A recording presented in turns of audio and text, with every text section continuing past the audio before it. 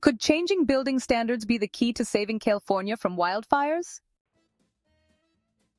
Based on the recent wildfires in Los Angeles, let's discuss the state of California's current building codes.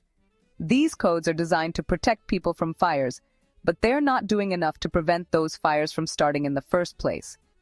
In high-risk areas, buildings are supposed to be built with fire-resistant materials and have features like fire-stopping walls and ember-resistant roofs.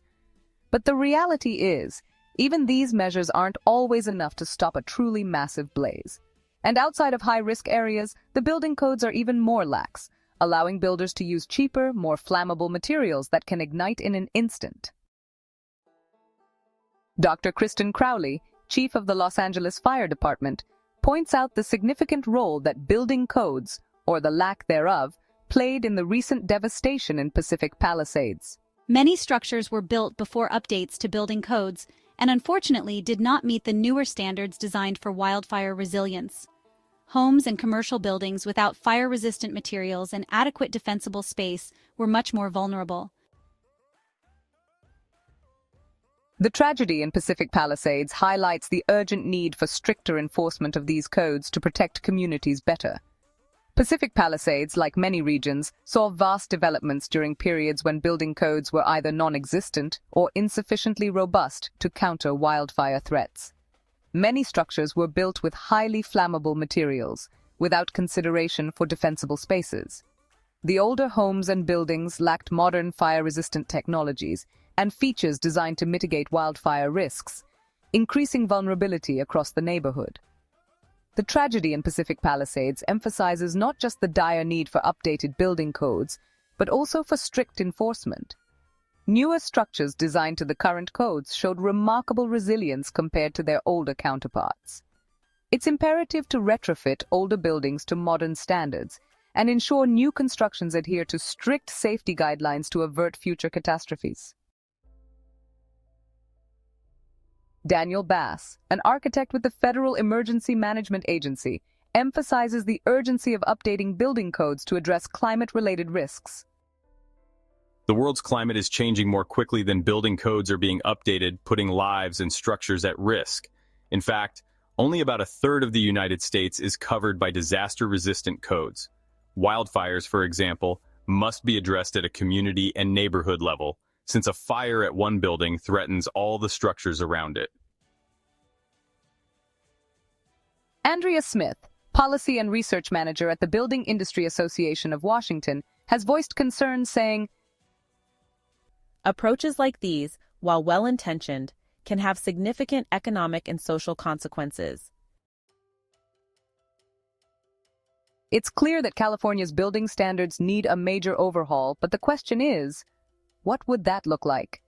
Would it mean banning certain types of building materials, like wood, or requiring homes to be built with fire-resistant roofs and walls? Dr. David South discusses a unique fire-resistant alternative for home building. Monolithic domes truly shine in fire-prone areas because they are virtually indestructible when it comes to wildfire. The construction materials, mostly concrete and polyurethane foam, are non-combustible, ensuring the structure remains intact. This makes them particularly effective in mitigating wildfire risks compared to traditional wooden buildings. The proposal to change California's building standards has sparked a heated debate, with some arguing that stricter codes would be too expensive or would stifle development in rural areas. But others argue that the cost of rebuilding after a wildfire far outweighs the cost of building with fire-resistant materials in the first place. Mike Erickson, co-principal investigator on a 2-year federal grant from the U.S. Department of Housing and Urban Development and associate professor of finance at University of Cincinnati, argues, adopting stricter building codes while enhancing safety significantly increases the cost of construction and can stifle development by making housing less affordable. Our research shows that, on average, regulatory costs account for approximately 23.8% of the final price of a new single-family home, posing challenges for both developers and prospective homeowners, especially in regions with stringent code requirements. While safety is paramount, we can't ignore the economic impact. Stricter building codes often lead to higher construction costs, which in turn can increase housing prices and limit the availability of affordable housing. This can deter developers from investing in new projects, potentially leading to housing shortages, especially in urban areas already facing high demand. Balancing safety and affordability is crucial to ensure that building codes promote both resilient and accessible communities. In contrast, Albert Long, as director of the Natural Disaster Research Institute, continues to emphasize the importance of planning for long-term resilience. Communities cannot afford to overlook the costs associated with recovering from disasters. Time and time again, we've seen how stricter building codes can mitigate damage in vulnerable areas. For instance, after studying the impact of Hurricane Michael on the Florida Panhandle, it's clear that structures built to higher standards fared significantly better than those adhering to older, more lenient codes. This not only saved lives, but also reduced the economic burden on both homeowners and the public infrastructure. Furthermore, strengthening building codes encourages innovation in construction practices and materials, driving the industry toward more sustainable and resilient solutions. While the upfront costs might be steeper, the long-term savings, both in terms of human lives and financial resources, cannot be overstated. We need to reframe the narrative around building codes from being seen as a financial burden to recognizing them as a crucial investment in our future resilience.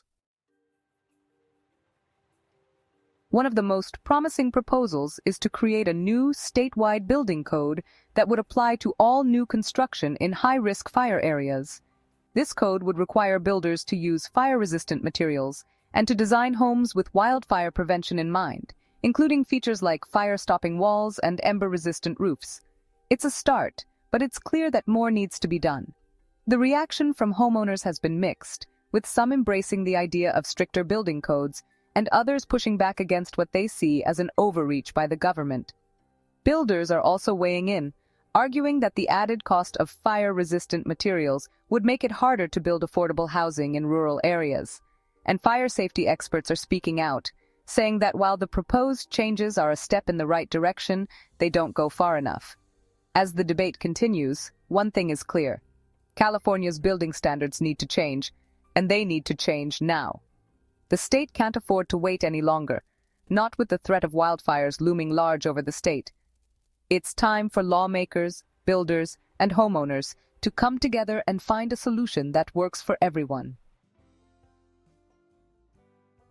In conclusion, it's clear that California's building standards need a major overhaul, and that change can't come soon enough. With wildfires getting worse every year, it's imperative that we take action to prevent them, and that starts with building safer, more fire-resistant homes. We owe it to ourselves, our neighbors, and any state we call home. Let us know in the comments. Do you think changing building standards could be the key to saving California or other fire-prone communities from wildfires? And if you want to learn more about environmental issues, be sure to check out our other videos. Please like, share, and subscribe to help our channel.